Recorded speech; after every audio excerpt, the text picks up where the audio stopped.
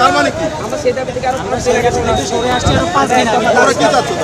আমরা চাচ্ছি সকল গ্রেডে আমি কথা বলতেছি বলবো না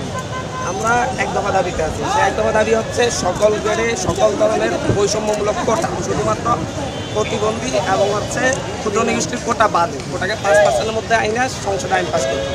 এখন নির্বাহী বিভাগ থেকে যদি ঘোষণা দেয় তারা এটা সংসদে আইন পাস করবে আমাদেরকে কিছু সময় দেন সেই ব্যাপারে আমরা আলোচনা করে আমাদের ব্লকে তুলে নিব নির্বাহী বিভাগের প্রধানমন্ত্রী অফিস থেকে আমাদের সাথে পরশুদিন বসা হয়েছে ওনারা আমাদেরকে বলেছেন যে ওনারা আমাদের সাথে আবার বসবেন ওনারা যতক্ষণ পর্যন্ত আমাদেরকে ডিরেক্ট অফিসিয়াল ঘোষণা না দিচ্ছেন ততক্ষণ আমরা আন্দোলন করবো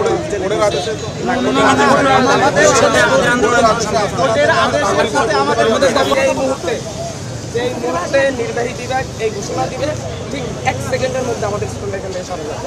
এটা নির্বাহী বিভাগ আমাদের ঘোষণা দিতে পারে ঘোষণা দিলে হবে না না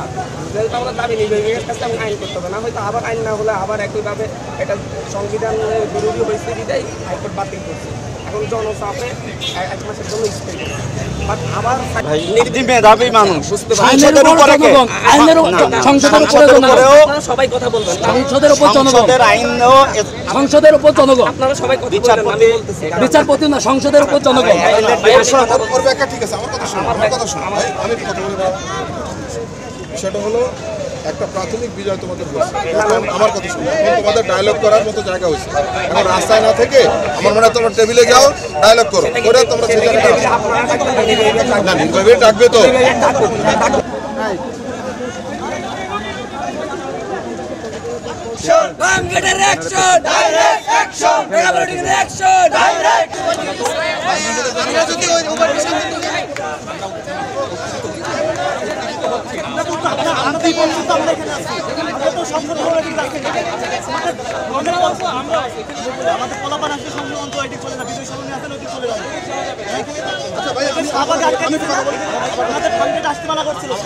আমার কথা আমি দিছি আমার কথা শোনো আমি এখানে দিছি আমার কথা হলো তোমাদের কোনো আন্দোলনে তো আমরা বাধা দিচ্ছি না আমার কথা শোনো আমরা ওই পাশে বাবা আমার কথা শোনো শোনার কথা শোনো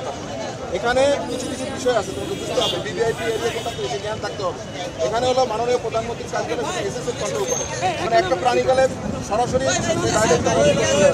ওদিকে যাওয়া যাবে না